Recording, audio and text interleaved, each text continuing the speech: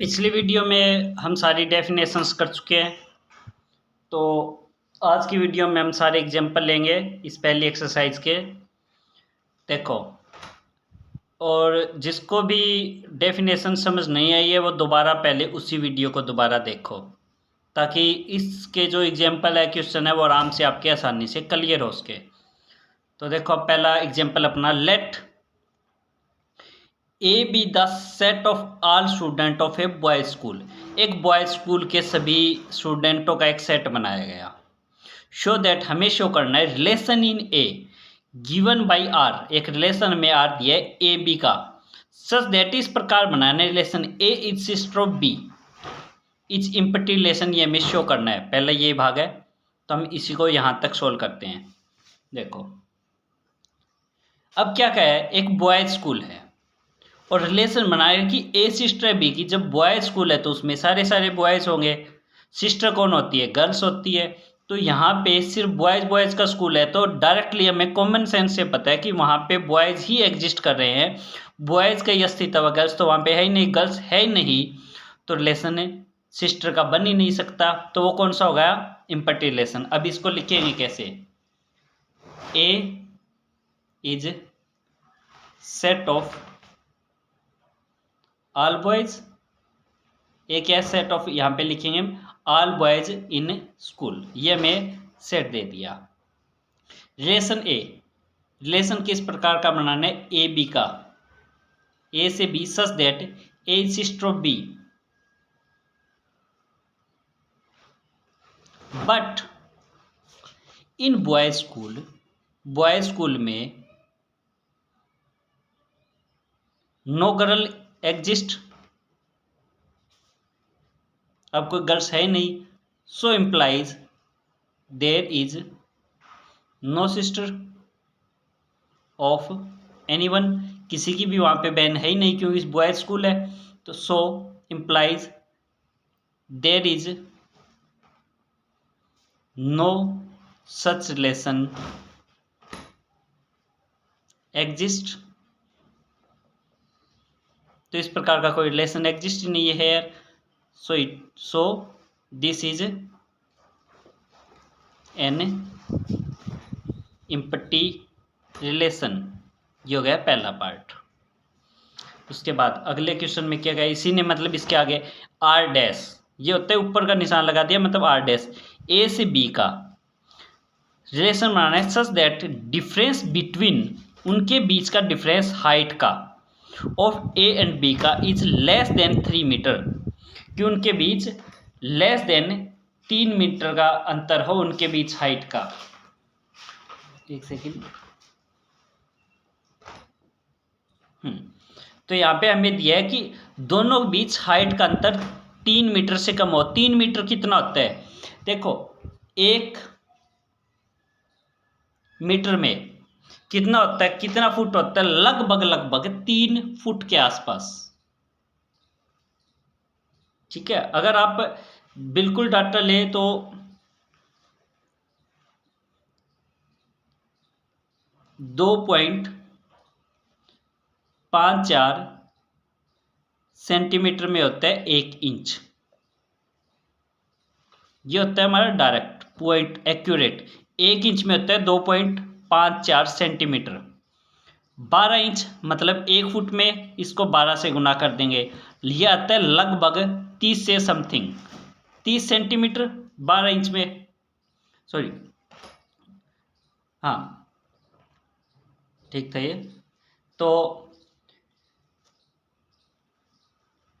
12 inch मतलब लगभग, sorry 12 inch मतलब 1 फुट हो गया, 1 फुट में 30 सेंटीमीटर, तो 100 में कितना होगा, 30, 90 सेंटीमीटर में, एक इधर भी 3 से मल्टीप्लाई, इधर भी 3 से, 3 फुट, और 1 मीटर में होते हैं 100 सेंटीमीटर से भी ऊपर, तो 10 सेंटीमीटर का और लगभग 4 इंच और, मतलब 3 फुट लगभग 4 इंच, ये होता है 1 मीटर। तो हमें तो दिया 3 मीटर, 3 मीटर मतलब है लगभग हम 3 ही मान लेते हैं, मतलब 9 फुट का अंतर। ये कह रहा है 2 व्यक्तियों की हाइट में 9 फुट से कम का अंतर होना चाहिए। अब ये बात तो सीधी सी है, अगर एक व्यक्ति मान लो किसी स्कूल में पढ़ रहा है, वो मान लो अगर बोलने से बोलना भी है, उसकी हाइट मैंने में 1 सेंटीमीटर मान ली, 1 सेकंड, और जो बड़े से बड़ा है, बड़े से बड़ा है, वो 9 फुट का भी मान लिया, 9 फुट का कोई लड़का तो होने से रहा, 6 का, 7 का, 7 का लगा लिया, तो इन दोनों की हाइट का अंतर ये 1 फुट का लगा लो, तो दोनों में अंतर कितना होगा, 6 फुट का, तो फिर भी अंतर होगा, 1 सेंटीमीटर गलती से लगे 1 फुट का। तो अगर कोई 1 फुटिया भी है और यहाँ पे 7 फुटिया है, तो अब क्या होगा, 7 में से अंतर कितना जा सकता है, मैक्सिमम 6। लेकिन ये कह रहा है दोनों के बीच अंतर 3 मीटर से कम हो, वो तो होगा ही होगा। कोई भी दो व्यक्तियों की हाइट का, जैसे एक व्यक्ति 6 फुट का है, एक 5 का है, तो डिफरेंस कितना आया, अंतर कितना आया, 6 में से 5.5 का गया, आधा फुट आया। तो ये तो हमें कितना है, 3 मीटर, मतलब 9 फुट, 9 फुट से कम ही आएगा। तो इसको हम ऐसे लिखेंगे, एक रिलेशन बनना है R, such that A B का, such that A minus B, height A में से बी घटाओ या बी में से एक, मतलब उन दोनों की हाइट का डिफरेंस का मॉडुलस ले लिया, less than 3 metre is universal relation. क्यों यूनिवर्सल रिलेशन होगा, क्यों होगा, बिकॉज, क्योंकि डिफरेंस बिटवीन एनी 2 पर्सन भी लिख सकते हो, या यहाँ पे बॉयज़ की बात है, एनी 2 बॉय स्टूडेंट की बात है तो बॉय स्टूडेंट ही लिख देते हैं, is always less than 3 metre, तो 3 मीटर से कम ही होगा, तो हमें डायरेक्ट लिख देंगे 3 मीटर से कम। पेपर में ऐसे लिखना है आपको, राइटिंग में, ठीक है। ये इस लैंग्वेज के आपको नंबर मिलेंगे। अब आते हैं अगले क्वेश्चन की ओर। Let T be the set of R triangle in a plane, एक प्लेन के अंदर, प्लेन मतलब एक पेज, ठीक है, या पेज, प्लेन हवाई जहाज नहीं है, प्लेन मतलब पृष्ठ। टी एक सेट है आर ट्रायंगल का, in a plane with relation R, R इस प्रकार बनाया गया है टी रिलेशन को कि T1 और T2 में T is congruent to T2। T1 triangle जो है कॉन्ग्रेंट है, सर्वांग सम है T2 के। अब देखो, पहले मैं कॉन्ग्रेंट का बता देता हूँ, कॉन्ग्रुएंट हिंदी में सर्वांग सम, मतलब सरव, अंग, सम मतलब समान, जिसके सभी अंग समान हो, कॉन्ग्रेंट मतलब कोई भी दो ट्रायंगल है, ये कोण इस कोण के बराबर है, ये एंगल इस एंगल के बराबर है, दो लाइन खींच, दूसरा एंगल दूसरे के बराबर है, दूसरा ये वाला एंगल इसके बराबर है, तो ये यहाँ पे 3 दर्शा रहा है कि ये वाला इसके बराबर है, ये वाली साइड इसके बराबर है, ये वाली साइड इसके बराबर है, ये वाली साइड इसके बराबर है, तो इसमें एंगल, साइड सब कुछ बराबर है, तो यह है कॉन्ग्रेंट। एक होती है सिमिलर, जो दिखने में एक जैसी है, ये ट्रायंगल, ये ट्रायंगल, ये ट्रायंगल दिख एक जैसी रही है, एंगल इसमें बराबर होते हैं, ये वाला इसके बराबर है, ये वाला इसके बराबर है, लेकिन साइड्स बराबर नहीं होती, इसमें 2 है, इसमें दुगनी 4 है, इसकी दुगनी 8 है, तो ये हर भुजा, हर साइड, ये 3, 3 दूनी 6, 3 तिये 9, यहाँ पे मान लो 4 है, तो 4 दूनी 8, 8 दूनी 16, 6 दूनी 12 थे यहाँ पे, तो इनका साइड का रेशियो सेम होता है। मतलब किसी चीज़ को जैसे हम फ़ोन में जूम करते हैं, ये हमारे पास ट्रायंगल थी एक छोटी वाली, इसको हमने जूम किया ऐसे, जैसे फ़ोन में करते हैं, या माइक्रोस्कोप से किया, या अपने कंप्यूटर में जूम किया पेंटिंग करते वक्त, तो वो सभी जूम किया तो बड़ा बन गया, तो उसका साइज तो चेंज नहीं होगा, मतलब रेशियो तो चेंज नहीं होगा, रेशियो तो वही रहेगा, ठीक है। मान लो एक व्यक्ति है, इसको हम जूम करते हैं, बड़ा कर देते हैं, तो ये ऐसे ही तो बनेगा। अगर हम इसका रेशियो अगर चेंज कर देते हैं, मान लो इसका ये हाथ छोटा है, ये वाला बड़ा कर दिया, ये वाला हाथ हमने बढ़ाया ही नहीं, तो फिर बनेगा ही नहीं। मतलब जूम करने का मतलब होता है उसी रेशियो में, तब वो होता है सिमिलर। तो कॉन्ग्रेंट का मतलब जो दोनों इक्वल हो, बिल्कुल इक्वल। तो हमें कहा है कि हमें दिया है कि 2 ट्रायंगल है T1 और T2, लेसन किस प्रकार दिया है, सॉल्यूशन करें अब हम। वो मैंने कॉन्ग्रेंट और सिमिलरिटी बता दिया आपको। अब आते हैं कॉन्ग्रेंट के ऊपर अपने सवाल पे। सॉल्यूशन में देखते हैं कि हमें एक रिलेशन दिया है, दो ट्रायंगल है, एक तो T1 है, एक T2 ट्रायंगल, और इस प्रकार है कि T1 कॉन्ग्रेंट है, ये कॉन्ग्रेंट का निशान होता है, सीधा करके बराबर का ऊपर ऐसे, ये होता है कॉन्ग्रेंट का। और ये तो होता है कॉन्ग्रेंट का निशान, ये होता है सिमिलरिटी का निशान, सिमिलर का। तो इसमें बराबर भी है और ये सिमिलर भी है, दोनों कंडीशन हो तो उसको कॉन्ग्रेंट। T1 कॉन्ग्रेंट है T2 के। तो अब हमें बताना है कि इक्विलेंस है। इक्विलेंस के लिए क्या होता है, हमने पिछली वीडियो देखी होगी, रिफ्लेक्सिव, सिमेट्रिक और ट्रांजिस्टिव। तो रिफ्लेक्सिव पहले हम चेक करेंगे फॉर रिफ्लेक्सिव। रिफ्लेक्सिव के लिए दोनों ट्रायंगल, रिफ्लेक्सिव का क्या होता है, ARA, मतलब वो खुद को ही रिफ्लेक्ट करना, खुद को ही ऐसे लिखोगे पेपर में फॉर रिफ्लेक्स। चेक करते हैं।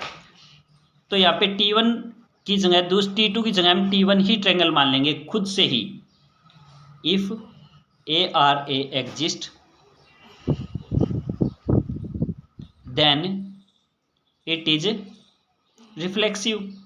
तब ये रिफ्लेक्सिव होता है। हेयर T1, यहाँ पे भी मान लिया T1, दोनों जगह हमने T1 और T2 की जगह T1 ले ली, क्योंकि A से A ही होना चाहिए, T1 से T1। T1 कॉन्ग्रेंट होती है T2 के,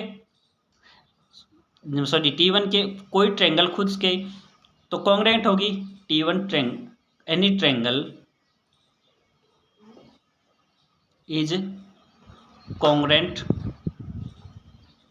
टू इटसेल्फ, एक ट्रायंगल खुद के ही इटसेल्फ कॉन्ग्रेंट होगी, so it is reflexive relation. उसके बाद चेक करते हैं सिमेट्रिक। सिमेट्रिक में क्या होता है, अगर A से B हो, A से B हो तो B से A भी होना चाहिए। तो A से B मतलब हमें दिया है T1 कॉन्ग्रेंट है T2 के, T1 दिया है T2 के कॉन्ग्रेंट। इसका मतलब हमें दिया है T1 और T2 का रिलेशन एग्जिस्ट है, तो उसका मतलब T1 और T2 कॉन्ग्रेंट हो गए। इसको मैं ऐसे भी तो लिख सकता हूँ उल्टा, T2 congruent T1, T2 congruent है T1 के, मतलब T2 और T1 ये दोनों भी रिलेशन के अंदर एग्जिस्ट करेंगे। यहाँ से रिपीट कर रहा हूँ, यहाँ से हमने स्टार्ट किया, हमें दिया है T1 T2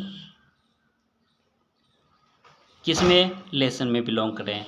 इसका मतलब क्या हुआ, T1 कॉन्ग्रेंट है T2 के, मैंने इसको लिख दिया T2 कॉन्ग्रेंट है T1 के, तो उसको मैं ऐसे भी लिख सकता हूँ T1 और T2 दोनों बिलोंग कर रहे हैं रिलेशन में। तो मतलब A से B से चले हम B से A पे आ गए, मतलब T1 T2 से चले T2 T1 पे आ गए, तो इसका मतलब ये क्या है, सिमेट्रिक रिलेशन। आम भाषा में समझाऊं, दो ट्रायंगल है, T1 और T2 बराबर है। अब मैं कह दूं T2 T1 बराबर होगी, भाई बात तो वही है, एक वस्तु दूसरी के बराबर है तो दूसरी भी तो पहली के बराबर ही होगी, उल्टा लिख दिया बस, तो है सिमेट्रिक। ट्रांजिस्टिव का मतलब हमें T1 और T2 रिलेशन में बिलोंग करा रखा है, T2 और T3 रिलेशन में बिलोंग करा रखी है। तो अब हमें कह रहा है बताओ T1 और T3 भी उसके अंदर आएगी या नहीं आएगी, हमें ये देखना है। हमें क्या है, T1 और T2 रिलेशन के अंदर है, इसका मतलब क्या है, T1 कॉन्ग्रेंट है T2 के, मतलब T1 और T2 दोनों बराबर है। T2 और T3 कॉन्ग्रेंट है, जिसको भी ट्रांजिस्टिव नहीं पता वो पिछली वीडियो देख लो, उसमें सारी डेफिनेशन बिल्कुल आराम से समझाएगी है। T2 और T3 कॉन्ग्रेंट है, तो अब T1 किसके बराबर है, ये मान लो T1 है, इसके बराबर ये T2 है, और T2 ट्रायंगल किसके बराबर है, T3 के, तो ये पहली और तीसरी ऑटोमेटिक बराबर होगी या नहीं, तो इसको मैं डायरेक्ट लिख सकता हूँ T1 कॉन्ग्रेंट T3। इसका मतलब है T1 और T3 बिलोंग इनटू रिलेशन, तो ये ट्रांजिस्टिव भी। अगर ये ट्रांजिस्टिव भी है, सिमेट्रिक भी था और रिफ्लेक्सिव भी, तो ये कौन सा बन गया? Equivalence relation. इक्विवेलेंस रिलेशन कौन सा आता है? जो रिफ्लेक्सिव भी हो, सिमेट्रिक भी हो, ट्रांजिस्टिव भी हो, जो तीनों रिलेशन को फॉलो करे तो वो इक्विवेलेंस रिलेशन है। अब आते हैं अपन अगले क्वेश्चन पे। Let R be the set of R line in a plane. एक सेट है आर लाइन्स का in a plane. R B relation in L define as. एक रिलेशन इस प्रकार डिफाइन किया गया है कि L1 और L2 का, L1 और coma L2 such that L1 perpendicular है L2। ये होगा परपेंडिकुलर का निशान। तो बताओ ये जो भी बताना है, सिमेट्रिक, डिफ्लेक्सिबल, ट्रांजिस्टिव है या नहीं, हमें वो बताना है। चलो हम सबसे पहले रिफ्लेक्सिव देखेंगे। Reflexive, for reflexive A line, कोई लाइन खुद के परपेंडिकुलर हो सकती है, खुद के 90 डिग्री। अब ये लाइन है, ये ऐसे कैसे जा सकती है? अब ये ऐसे जा रही है तो ऐसी जाएगी। तो एक लाइन, अब ये तो दो लाइनें हो गई, एक लाइन इधर आई है, एक इधर, तो ये परपेंडिकुलर है, लेकिन ये तो दो लाइनें, हमें एक ही लाइन की बात करनी है, तभी रिफ्लेक्सिव होता है। रिफ्लेक्सिव क्या होता है? ए से ए का। A line is never perpendicular to itself. एक लाइन खुद के परपेंडिकुलर नहीं हो सकती, so it is not reflexive relation. Symmetric की बात करूं, फॉर सिमेट्रिक एक लाइन है परपेंडिकुलर है बी के, ऐसे लिखेंगे L1 परपेंडिकुलर L2, इम्प्लाइज मैं ऐसे भी कह सकता हूँ ना, L2 परपेंडिकुलर L1। ये एक लाइन थी मेरी L1 और ये थी एक L2, मान लो ये L1 है और ये L2 है, ये L1 लाइन और ये L2, तो दोनों एक दूसरे के परपेंडिकुलर नहीं है। L1 L2 से परपेंडिकुलर है और L2 इस पे परपेंडिकुलर है, तो दोनों एक दूसरे परपेंडिकुलर है, तो मतलब ये सिमेट्रिक है। तो ऐसे लिखेंगे for symmetric L1 perpendicular to L2 implies L2 perpendicular to L1, मतलब L2 L1 belong in to relation, belong इसके अंदर है, संबंधित है, तो मतलब ये सिमेट्रिक है। Transitive,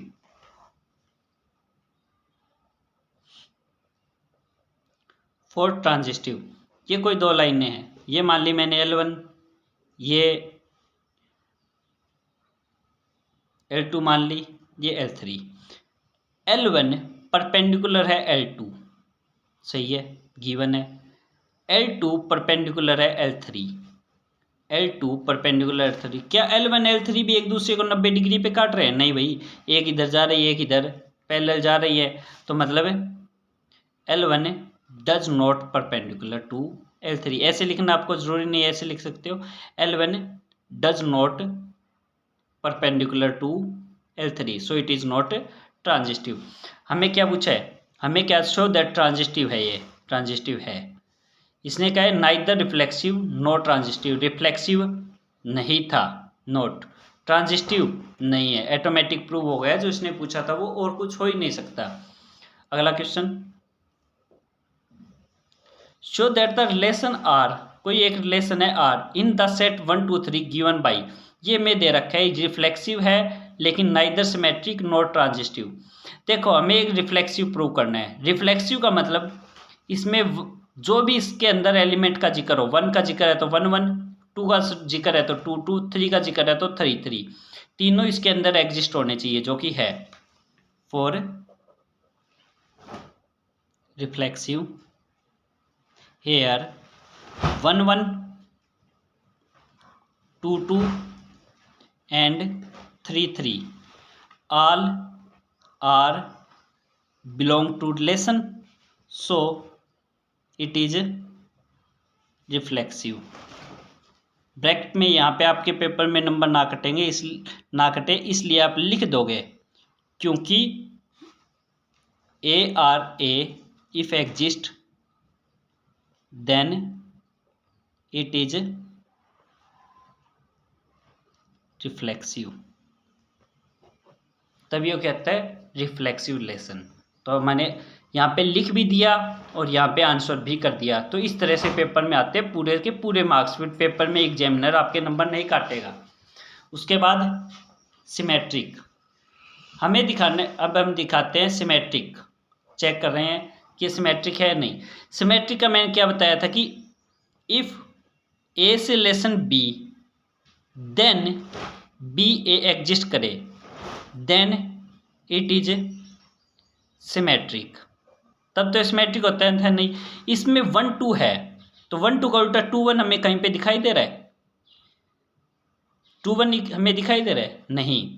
1 2 belong into lesson, but 2 1 ये बिलोंग और ये बिलोंग नहीं टू रिलेशन। 1 2 तो रिलेशन में है बट 2 1 रिलेशन में नहीं है, सो इट इज नॉट सिमेट्रिक। तब ये क्या है? सिमेट्रिक नहीं है।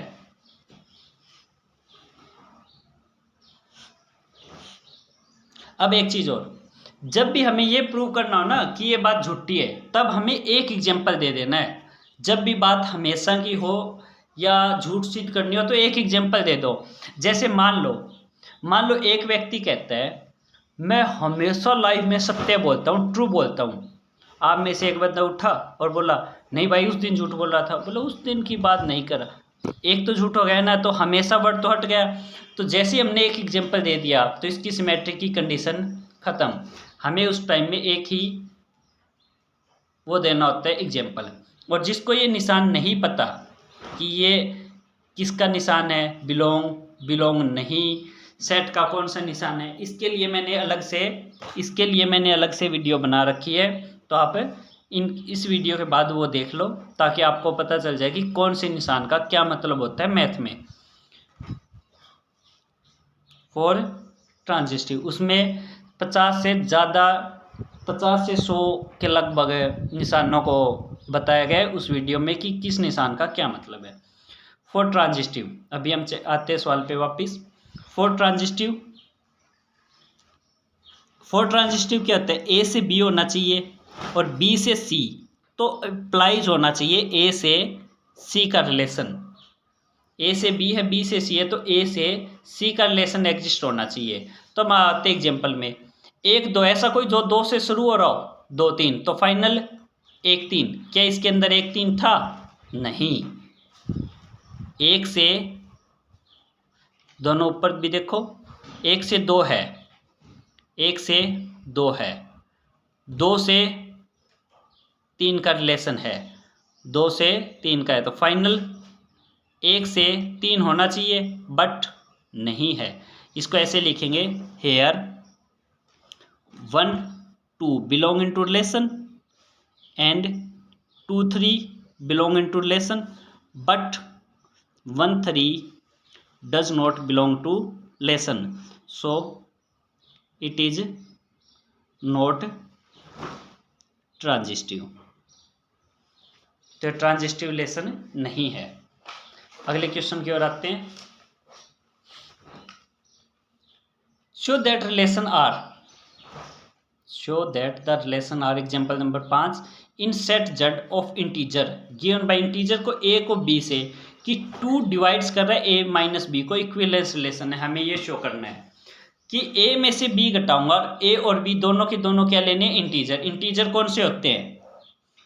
देखो एक तो होता है अपना होल नंबर कौन सा होता है? 0 1 2 3 4 आगे चलता जाएगा। उसके बाद एक होता है नेचुरल नंबर, कौन सा होता है? 1 2 3 4 इन्फिनिटी तक चलता जाएगा। इसमें होल नंबर में 0 शामिल होती है। अगर हम माइनस वाले भी शामिल कर लें तो क्या हो जाएगा? इंटीजर। इसको W से दर्शाते हैं होल नंबर को, नेचुरल कौन से? इंटीजर को Z से।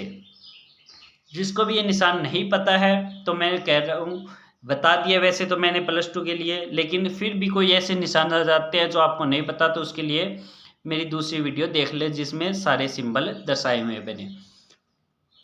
इंटीजर मतलब ये नंबर लाइन है 0 1 2 3, इधर -1 -2 -3 इन्फिनिटी तक, तो वो क्या होगा?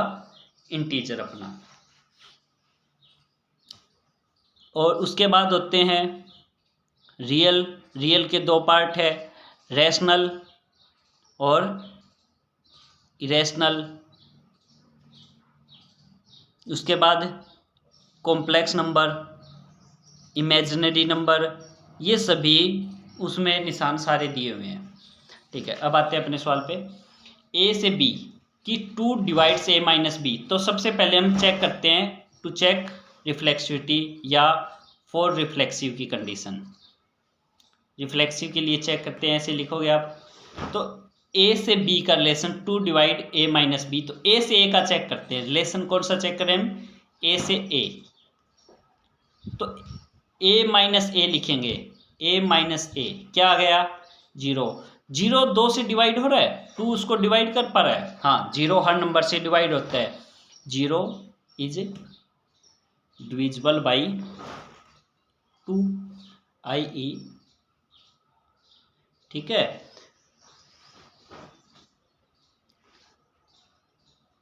i.e. अर्थात ए बिलोंग इन टू रिलेशन, मतलब 2 divides A minus A, so it is reflexive. तो ये कौन सा रिलेशन है, रिफ्लेक्सिव तो है।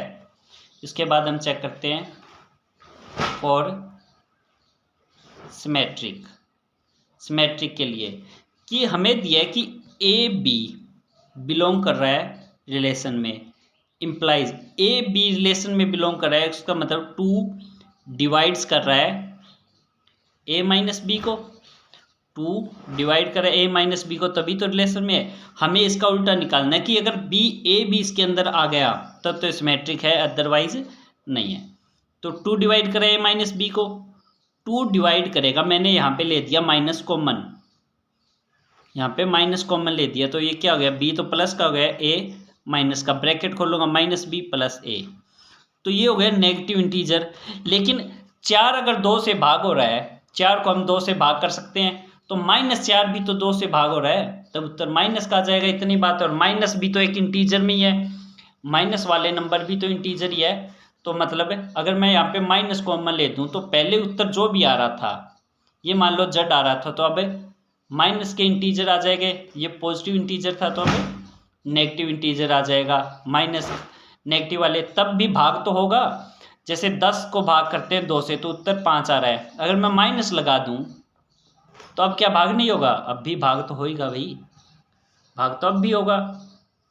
तो इसका मतलब 2 डिवाइड इसको भी करेगा, मतलब 2 डिवाइड्स, मैंने माइनस छोड़ दिया तो 2 डिवाइड्स करेगा बी माइनस ए को भी, बी माइनस ए को भी डिवाइड करेगा, मतलब बी ए बिलोंग करेगा रिलेशन में। तो इसका मतलब सो it is symmetric.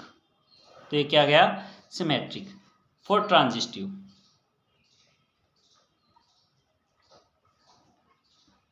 A B belong कर रहा है रियल नंबर में, बी सी बिलोंग कर रहा है रियल नंबर। हमें निकालना है कि ए से सी भी इसके अंदर बिलोंग करेगा, मतलब ए माइनस सी भी 2 से भाग होगा। ए बी बिलोंग कर रहा है रिलेशन में, इसका मतलब है 2 डिवाइड्स ए माइनस बी, इसका मतलब 2 डिवाइड्स बी माइनस सी। अगर मैं दोनों को जोड़ दूं तब भी तो, जैसे 10 2 से भाग हो रहा है और 8 2 से भाग हो रहा है, मैं दोनों को जोड़ दूं तो 10 + 8 18 भी तो 2 से भाग होगा। तो इन दोनों को जोड़ कर दूं, ये माइनस का बी ये प्लस का बी कट गया, तो क्या बच गया, ए माइनस सी डिवाइड होगा ऑन एडिशन, ब्रैकेट में लिख दोगे ऑन एडिशन। तो ये भी मतलब A C belong in to relation, so it is transitive. इसने कहा है कि शो करो में इक्विवेलेंस रिलेशन। इक्विवेलेंस मतलब शो करो ये रिफ्लेक्सिव भी है, सिमेट्रिक भी और ट्रांजिस्टिव भी है। हमने तीनों शो कर दिए, रिफ्लेक्सिव भी था, ये सिमेट्रिक भी था और ट्रांजिस्टिव भी था, तो ये इक्विवेलेंस रिलेशन है। Last example, let R B relation define in set A. एक सेट में 1 2 3 4 5 6 7 है, ए बी इस प्रकार को करना है डिफाइन कि both A and B are either odd और इवन, या तो दोनों ही ओड होने चाहिए या दोनों इवन होने चाहिए। इक्विवेलेंस रिलेशन शो करना है। इक्विवेलेंस शो करना है मतलब ये हमें रिफ्लेक्सिव, सिमेट्रिक और ट्रांजिस्टिव बताना है कि तीनों की तीनों है। फॉर रिफ्लेक्सिव पहले हम इतना ही करते हैं, फर्दर से दूसरा क्वेश्चन स्टार्ट हो जाता है हमेशा। तो for reflexive A R A, इसका मतलब ए अगर इवन है तो दूसरा भी इवन होगा, ए ओड है तो ये वाला ए भी ओड होगा, और यही इसकी कंडीशन थी। आइदर या तो दोनों इवन होने चाहिए या दोनों ओड होने चाहिए। Implies either A is both are, either A is both are even और बोथ आर ओड। यही तो इसकी कंडीशन थी कि या तो दोनों इवन होने चाहिए या दोनों ओड। अगर ये वाला ओड है तो दूसरा ओड ही होगा, इवन है तो इवन। एक ही नंबर तो 2 बार ले रहे हैं, 5 लिया 5 ही दोबारा ले रहे हैं तो ओड ही रहेगा, 8 लिया 8 ही दोबारा लेंगे तो इवन ही रहेगा। तो मतलब ये रिफ्लेक्सिव है।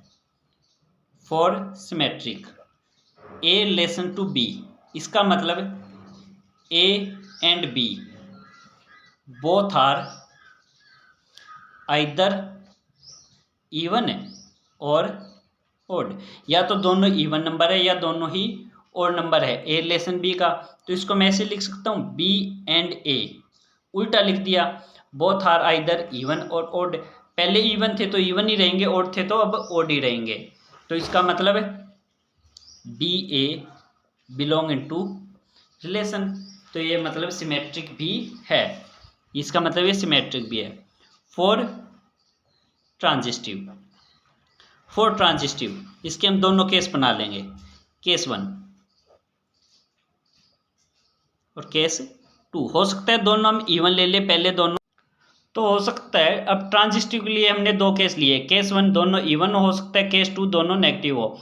अब मान लो दोनों नंबर इवन है तो ए बी बिलोंग कर रहा है रिलेशन में, तो उसका मतलब है ए और बी बोथ आर इवन।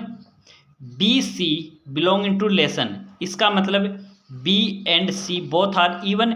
तो अब ए भी इवन है और बी सी भी इवन है, तो इसका मतलब ए और सी दोनों इवन ही तो होंगे। A and C are even है, मतलब ए सी बिलोंग करेगा रिलेशन के अंदर। इसी प्रकार अगर ओड होता, आप लोग दोनों यहाँ पे आइदर इवन आइदर ओड लिख सकते हो। मैंने आपको समझाने के लिए 2 केस अलग अलग बनाए, आप लोग लिख सकते हो A B both are even और ओड। चलो मैं ऐसे ही कर देता हूँ, बोथ आर इवन और ओड। बी और सी आइदर इवन और ओड। ये कह रहा है अगर बी इवन है तो यहाँ पे भी बी इवन ही तो रहेगा, तो बी इवन है बी इवन है तो साथ में सी भी इवन होगा फिर, तो ए और सी इवन। अगर ओड लेता हूँ, ए भी ओड है और बी सी भी ओड है, तो ए सी भी तो ओड ही रहेंगे, तो ये होगा ट्रांजिस्टिव। आइदर इवन और ओड ये लाइन लिखोगे, उसके बाद A and C belong into relation, तो ये तीनों क्या हो गए, ये हो गया इक्विवेलेंस रिलेशन। उसके बाद फर्दर अब इस क्वेश्चन में क्या है, show that all element of subset 1 3 5 7 are related. ये कह रहा है शो करो हमें एलिमेंट 1 3 5 7 ये एक दूसरे से रिलेटेड है, 2 4 6 वाले 2 4 6 से रिलेटेड है। क्लियरली 1 3 5 7 आर ओड नंबर, ये ओड नंबर है। तो अगर दोनों ही हम ओड नंबर लेंगे इस सेट में से, तो इसमें क्या कहता है, रिफ्लेक्सिव की कंडीशन भी 1 1 या 1 3 या 1 3 5 7 वही वाली होगी। तो 1 3 के साथ तो 1 3 ही बनेगा, तो दूसरे से रिलेटेड ही नहीं हो सकता, क्योंकि एक या तो ओड ही रहेगा या इवन ही। अब एक ओड है तो 3 ओड 5 ओड 7 ओड, ये ओड नंबर ही रहेंगे। Clearly 1 3 5 7 are odd number and odd number are related to odd number. Also साथ ही 2 4 6 are related to each other. 2 4 6 भी ये एक दूसरे से रिलेटेड होंगे क्योंकि इवन नंबर है। And no element of subset 1 3 5 7 related to 2 4 6। अब एक नंबर हमने एक से ले लिया और दूसरा इवन से ले लिया, क्या ये रिलेशन है? बोथ आर आइदर इवन और ओड, नहीं। So 1 2 does not belong to relation because, क्योंकि, या not related to each other. क्यों? क्योंकि both are different, both are different. इसी के साथ अपनी ये एक्सरसाइज के एग्जाम्पल पूरे होते हैं। अगली वीडियो में हम एक्सरसाइज को सॉल्व करेंगे। Thank you, have a nice day.